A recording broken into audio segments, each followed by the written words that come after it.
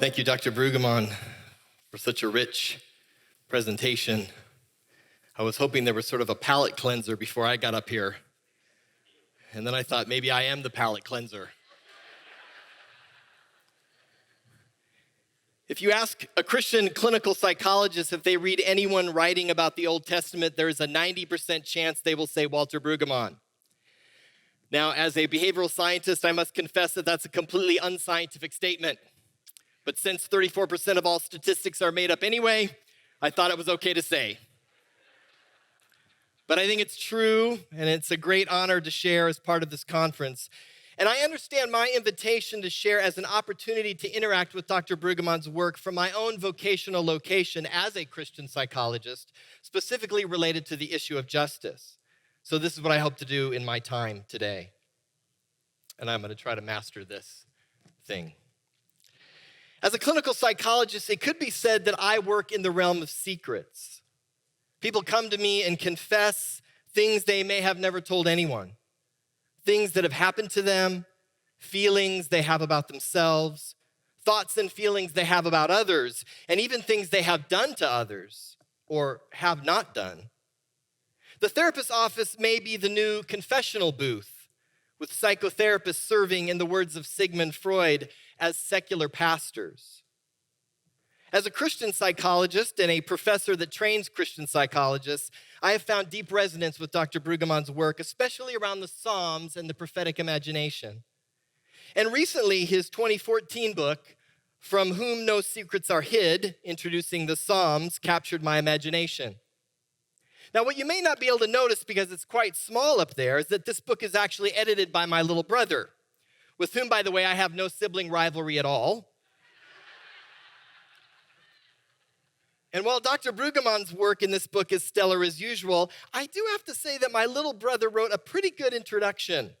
He's an Old Testament professor at Emory, by the way. Now, again, as I mentioned, there is no sibling rivalry between us, but I did introduce him to several of the items that he used in the introduction, with no credit given to me, thank you very much. So I thought it only fair that I would riff off some of the ideas he and Dr. Brueggemann present in that book. The title of the book comes from the opening line of the Eucharist prayer from the Book of Common Prayer. As my little brother points out, let's just call him LB from here on out.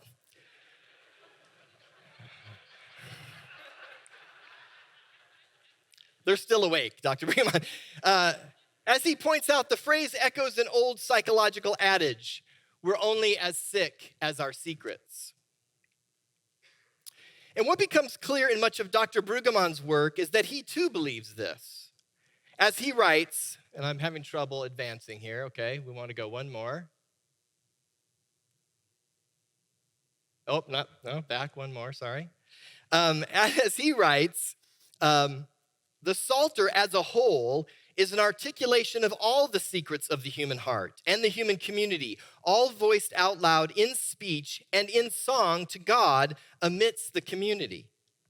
We all have secrets. Even our communities and even our nations have secrets. And these secrets fight not to be told, even as maybe they want to be told. And maybe there's actually something therapeutic about telling secrets. To tell a secret is to disclose what has been hidden, to confess. And these exist for our healing, for the healing of the world. Now, some of you may be familiar with Post Secrets, a website and now a series of books in which the founder, Frank Warren, invited people to send him anonymous postcards with secrets written on them.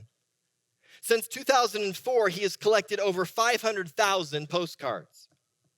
These cards are often beautifully and at times uncomfortably decorated in ways that match the secrets. And telling one's secret has apparently struck a chord, as millions have viewed the Post Secret website or follow them on Twitter and Instagram. The secrets capture multiple kinds of themes. Some secrets are about personal, painful events that have had a profound impact on the person. This one reads, I overheard my dad tell my mom that I was the main stressor that caused their separation. In small letters, it says, I don't deserve love. Some secrets are about how individuals shamefully view themselves and subsequently how they live in the world. This one says, if something is hard, I give up and have a snack. Some secrets are bittersweet about how time has changed a person's perspective. This one says, the hands I was afraid of when I was a kid now are just part of a frail, lonely, sad man. Many secrets are about faith and religion. This one's hard to read. It says, I want to go back to believing in everything and knowing nothing at all.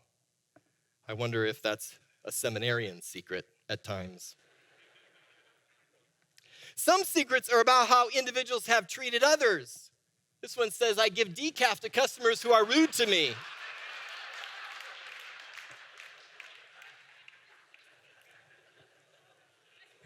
But perhaps this next slide captures some of the power of telling secrets. It says, after reading Post Secret, I don't look at anybody the same. What is it about telling secrets, confessions, if you will, that's so powerful? Well, telling and hearing secrets helps us feel less alone. That's not right. Stay with me.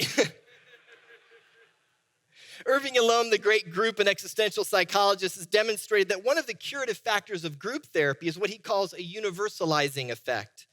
When you share your secret, I don't feel so alone, so different, so weird.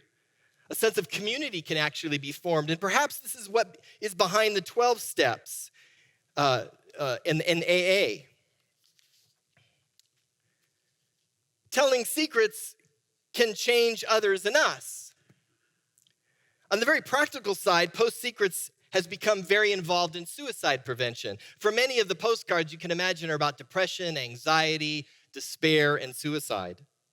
On the anecdotal side, the founder of Post Secrets has numerous stories in which individuals have made decisions to change themselves after reading other people's secrets.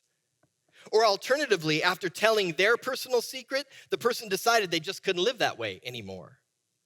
There's a sense that public confession can lead to encouragement, empowerment, and change. And telling secrets has the real benefit of physical and mental health. In a writing paradigm developed by James Pennebaker, individuals were asked to self-disclose in written form about a stressful or traumatic event with as much emotion and feeling as they could over several sessions, with each session being at least 20 minutes in length. Now, they did this subject with a control group. People wrote, people didn't write. They did it within subjects design, where they look at people over time. And it's been replicated over and over again in a variety of very interesting ways. And what they found out is that this research has demonstrated that written disclosure about stressful or traumatic events improves one's psychological health. For example, we find decreases in depression, anxiety, anger, and distress, as well as increases in one's subjective sense of well-being. Disclosure improves physical health. It decreases one's physical health symptom complaints, ratings of pain, disability ratings, and causes decreases in visits to the doctor's office. It actually also improves immune functioning measured at the cellular level. In my own graduate research, we found similar results for verbal disclosure with chronically stressed groups. Now, theories as to why self-disclosure works includes improvements in social support, post-disclosure, or that disclosure gives a person an opportunity to rethink their traumas and stressors, leading to new and healthy meaning-making, or that the actual act of disclosure helps people feel less afraid of the issue or less ashamed. Now, these are all consistent with the experience of being in psychotherapy. And what we do know is that inhibiting emotions leads to psychological distress. So perhaps self-disclosure is the opposite of inhibition, leading to decreases in stress and better psychological and emotional health. It may actually take work to keep a secret. Maybe that's because, again, all secrets want to be known. So sharing secrets, self-disclosure, confession is good for us, but that doesn't mean it's easy or painless. Telling secrets is hard. When talking about the benefits of disclosure, Pennebaker speaks of short-term pain for long-term gain. But as Dr. Brueggemann reminds us in his work, confession in the biblical witness is not just an act of individualism. It's not just for ourselves, nor can it be reduced to simple psychological or therapeutic expression. Consider James's admonition. Therefore, confess your sins to each other and pray for each other so that you may be healed. The prayer of a righteous person is powerful and effective. Turn to your neighbor. No. Or consider these disturbing words from Dietrich Bonhoeffer. A man or woman who confesses his or her sin in the presence of a brother or sister knows that he or she is no longer alone with herself. She can experience the presence of God in the reality of the other person. As long as I am by myself in the confession of my sins, everything remains in the dark. But in the presence of a sister or brother, sin has to be brought into the light. Or to quote Dr. Brueggemann, deep secrets are shared via the worshiping church as a, quote, voicing that is indispensable for the social and economic health of the body of faith and the body of politic, or the body politic. Telling secrets, I believe, confession is somehow about justice. It's about our healing, but ultimately for the healing of the world. Dr. Brueggemann has taught us that we, like the Israelites, find ourselves in bondage to the empire all around us, living under the power of what he calls the royal consciousness. This is a consciousness marked by triumphalism and oppression. The empire shapes our consciousness and defines reality for us. It wants to convince us that might makes right and that it's all business as usual. There's nothing wrong here. There's nothing to see. Put down your cell phones and recording devices. Don't you know we're just trying to keep you safe? This is the royal consciousness, and it creates a kind of numbing,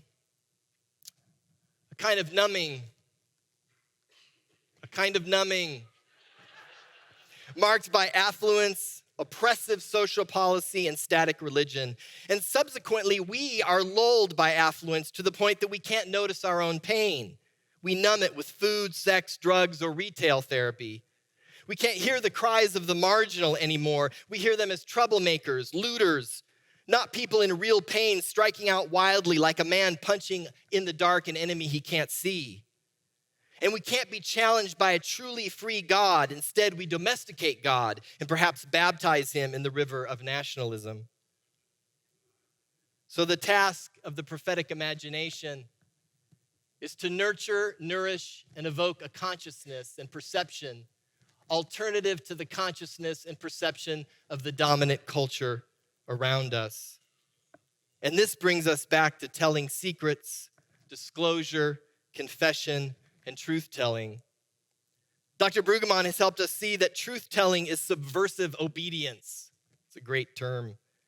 Truth-telling is what breaks the numbness caused by the royal consciousness. It is what helps us to know that things are not all right in Egypt or under Solomon's rule or in the United States of America or around the globe. Dr. Brueggemann tells us that the proper idiom for cutting through the royal numbness and denial is the language of grief. It is the sound of complaint, lament, and anguish of people under oppression that rises to the ears of God. God hears his people in Exodus 3 and in all times, and God says, I've seen, I've heard, I've come. Great verbs. They're there, look them up. Often it is in the disclosing of a secret, a disclosure, or what we might call confession, I think that is the first sign of anguish and a sign that not is all right with the world. And in these confessions regarding things that have been done to me, things that we have done to others, and the secrets we even harbor about God, I believe we begin to dismantle the numbness of the royal consciousness. And maybe, just maybe, we start to shine a little light into some very dark and numb places. And maybe, in doing so, God can begin to spark our imaginations to envision an alternative community, an alternative kingdom, and maybe a world where we can join with the psalmist in saying, when I kept quiet, my bones wore out. I was groaning all day long, every day, every night, because your hand was heavy upon me. My energy was sapped as if in a summer drought. So I admitted my sin to you. I didn't conceal my guilt. I'll confess my sins to the Lord, is what I said. Then you remove the guilt of my sin. That's why all the faithful should pray to you during troubled times, so that a great flood of water won't reach them. You are my secret hideout. You protect me from trouble. You surround me with songs of rescue. So the therapy room may have become the new confessional booth, and therapists in some way may be serving as secular pastors.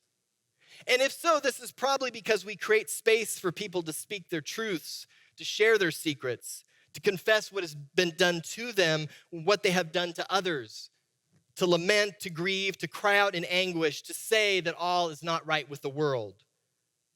But I believe that as important as therapy can be to some people, I'm in that business, so obviously I want to hold on to it, that as a Christian, it is ultimately the work of the church to create this kind of space for truth-telling and confession as subversive obedience.